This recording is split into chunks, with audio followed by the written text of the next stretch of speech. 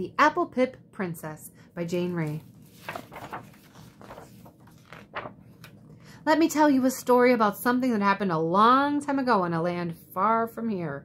A land ruled by an old king who had 3 daughters.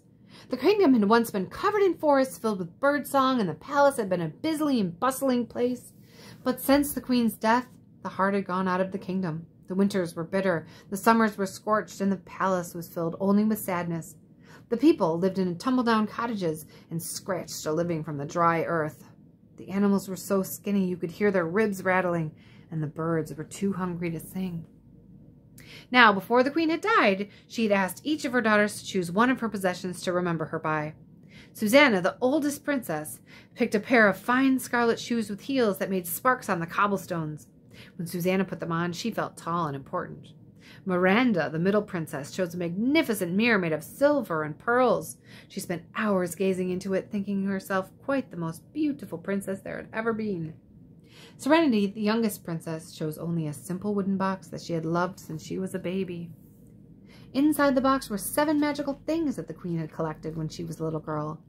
There was a scattering of raindrops, a splash of sunlight, a fragment of rainbow, a starbird's feather, a spider's dewy web, a burst of nightingale's song, and at the bottom, an embroidered silken bag that held a tiny Apple-Pip. Serenity liked to look carefully at all the things inside. They helped her remember her mother and how beautiful their land had once been. Time passed, and one day the king called his daughters to him. "I am old now, and I must choose which of you will be the best ruler for our kingdom after I have gone," he said. "I have decided to set you a task. You must do something to make your mark, something to make me proud. After 7 days and 7 nights, I will look at what you have done, and I will make my decision." Susanna was very clever and knew straight away what she wanted to do. "I will build the tallest tower in the world," she said. "It will be so tall, it will reach the moon. People will see it and remember what a very important person I am. They will be so proud to be ruled by me that they won't mind being hungry at all." So she sent orders for people to bring her all the wood in the kingdom, even if it was the roof over their heads or the fences that kept their animals safe. And if anyone thought of arguing with her, she would throw them into the dark and crumbling royal dungeon. Now Miranda was clever too, but rather vain, and far too busy admiring herself to have any ideas of her own. "If Susanna is building a tower tall enough to reach the moon, I will build one tall enough to reach the stars," said Miranda. "If her tower is made from plain old wood, mine will be made of shiny metal. People will see my lovely tower and remember how beautiful I am, and they will be so honored to be ruled by me that they won't mind being poor at all." And immediately Miranda sent orders for people to bring her all the metal in the kingdom, even their cooking pots and tin pans, copper bells, and bird cages. And if anyone argued, Miranda would stamp her foot and throw them into the dark and the crumbling royal dungeon. Now, I expect you're wondering about Serenity, the youngest princess. Maybe you think I'm going to tell you that she was the cleverest, or the most beautiful, or her father's favorite, because that's often the way it is with fairy tales. Well, the truth is that she was little and shy and quite ordinary, and she was rather afraid of the dark and crumbling royal dungeon. While Susanna and Miranda rushed about, Serenity sat in her favorite place and looked in her mother's wooden box. "My sisters are clever and pretty, and I'm no more important than this little Apple-Pip. What can I do to make father proud of me?" Serenity wondered, gazing out at the barren land. Looking at the 7 magical treasures in the box, she heard her mother's voice telling her how she had carefully collected each one in her wanderings through the nearby hills and forests. Serenity remembered how wonderful the kingdom had been when the queen was still alive. And slowly the tiny seed of an amazing idea began to form in her mind. She began to smile, and then she began to work. On the first day, Serenity took a trowel and began to dig in the ground. It was difficult work because the earth was baked hard by the sun, but she kept digging until it was crumbly and brown, and carefully she took the tiny Apple-Pip from its embroidered bag and planted it in the earth. On the second day, Serenity planted the pips from her breakfast pear next to the Apple-Pip, and then she watered them with a scattering of raindrops. And on the third day, she planted the pips from an orange she had for lunch and let the splash of sunlight dance over the earth. Then she watched in amazement as green shoots pushed their way through the soil. On the 4th day, Serenity planted pits from her suppertime cherries. Then she took the fragment of rainbow and flung it high into the blue sky.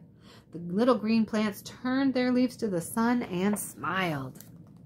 On the 5th day, Serenity noticed a boy from the village watching her and called him over. He brought her a plum pit and began to help. They worked together all day digging in the hot sun, and by evening they were firm friends.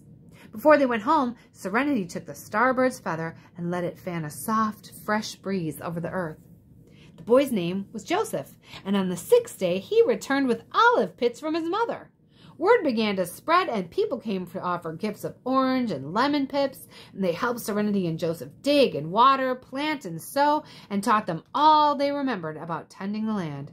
And before the sun began to set, Serenity draped the spider's dewy web over the young leaves and buds of a tiny apple tree. Well, by the 7th day, the land beyond the palace was covered in misty green of seedlings. But Serenity had a problem. Although she could easily imagine how lovely all the trees and plants would be when they were fully grown, she realized that they would never be ready when the king made his decision the next day. As evening approached, Serenity suddenly put down her trowel. "It's no good," she said. "My father can't possibly choose me." "The plants will grow," Joseph said. "Look how strong the little apple tree has grown. We must be patient."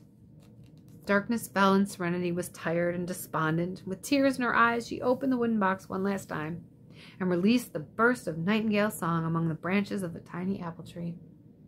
With the beautiful sound filling their ears, Serenity and Joseph fell into an enchanted sleep. And early the next morning, the king appeared. It was time to make his decision.